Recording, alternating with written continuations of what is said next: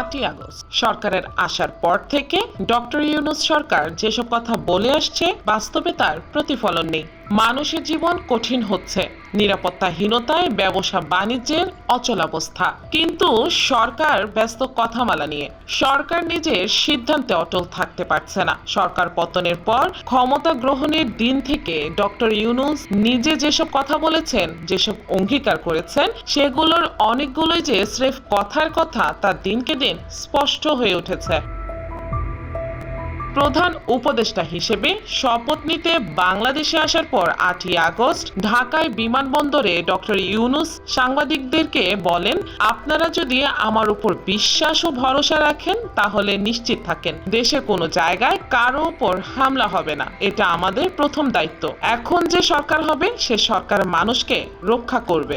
এই সরকার হবে, সেই সরকার মানুষকে রক্ষা করবে, মানুষের আস্থাভাজন হবে। কেউ জোর করে তাকে বলার ভালো এটা না।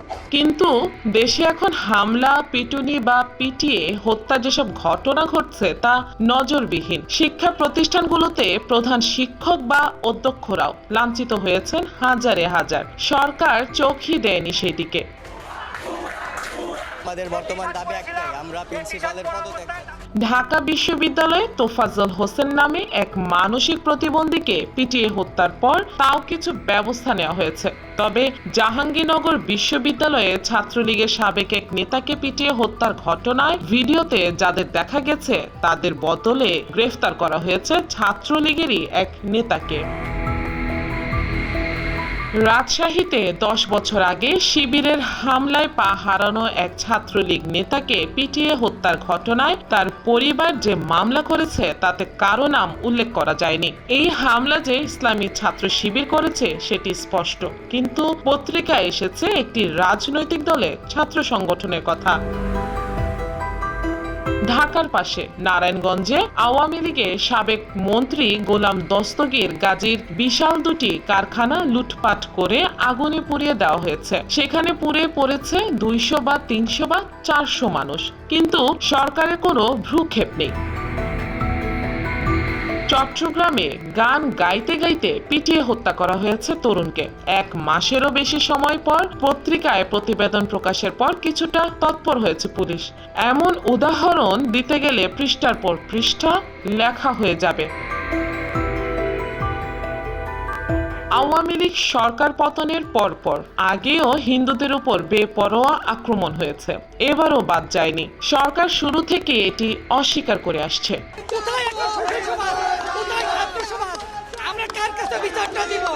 আমাদের হিন্দুরা কোটা আন্দোলন করেছে, সরকার পতন ঘটাইছে, এইসব দেখার জন্য না। এরই মধ্যে 13ই আগস্ট ঢাকার ঢাকেশ্বরী মন্দিরে গিয়ে ডক্টর ইউনূস হিন্দুদেরকেই পরামর্শ দেন। তিনি বলেন, আপনি যত কিছুই বলেন একটা ক্ষোভ করতে আরম্ভ করবেন, তারা মজা পেয়ে যাবে। ওই মজার খেলাতে আমাদেরকে আর নিয়ে যাইয়েন না।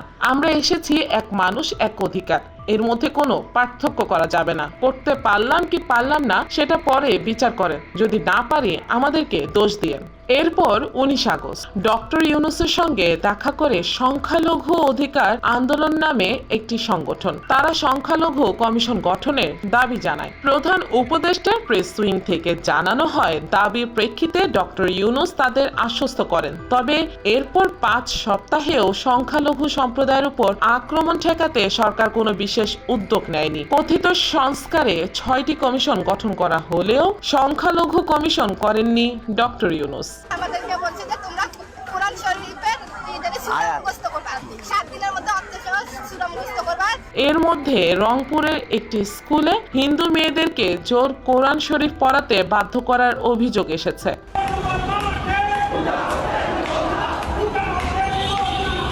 ঢাকার উত্তরায় 13 নম্বর সেক্টরে দুর্গাপূজা করতে দেওয়া হবে না জানিয়ে মিছিল হয়েছে। ডক্টর ইউনূস সরকারের জন্য বড় ধাক্কা, উত্তর পূর্ব ও পূর্বাঞ্চলের 11 জেলায় বন্যা। এই বন্যা হানা দেওয়ার 3 দিনের মাথায় প্রথম উপদেষ্টাদের নিয়ে বসেন ডক্টর ইউনূস। এরপর 24 আগস্ট 44টি এনজিওকে নিয়ে বৈঠক করেন তিনি। সেই বৈঠকে 1000 কোটি টাকার একটি তহবিল গঠনের সিদ্ধান্ত হয় বলে পত্রিকায় আসে। এখন বলা হয় পানি নেমে গেলে পুনর্বাসনের কথা, কিন্তু পানি নেমে গেছে, পুনর্বাসনের কোনো পরিকল্পনা এখনো ঘোষণা করা হয়নি। গত 11 সেপ্টেম্বর জাতির উদ্দেশ্যে ভাষণে এসে ডক্টর ইউনূস দাবি করেন তার সরকার মত প্রকাশের স্বাধীনতায় প্রতিশ্রুতিবদ্ধ।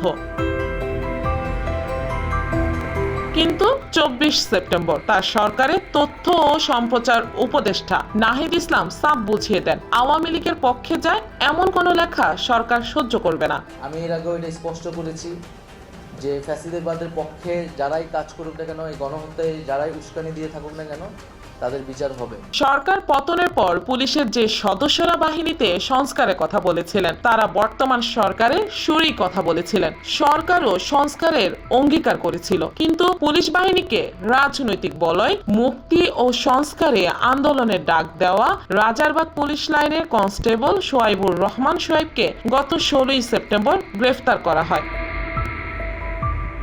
সরকার কেন্দ্রীয় ব্যাংকের গভর্নর হিসেবে বেছে নিয়েছেন IMF এর সাবেক কর্মকর্তা আহসান ইস মনসুরকে। তিনি দায়িত্ব নিয়ে কেন্দ্রীয় ব্যাংকের রিজার্ভ থেকে আর ডলার বিক্রি না করার ঘোষণা দিয়েছেন একাধিকবার।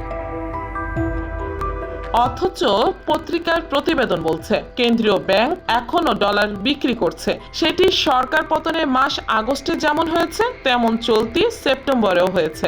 এতে সাম্প্রতিক সময়ে রেমিটেন্সের গতি বাড়ার পরও মোট রিজার্ভ কমে এসেছে। জাতিসংঘ সফরে ডক্টর ইউনূস 7 জন সফর সঙ্গী নিয়ে যাবেন এমন একটি আদেশ ছড়িয়ে পড়ার পর প্রধান উপদেষ্টার প্রশংসায় পঞ্চমুখ ছিলেন বহু মানুষ। তবে শেষমেশ দেখা যায় তিনি 57 জন সফর সঙ্গী নিয়ে আমেরিকায় গেছেন। এ নয় বাংলা নিউজ।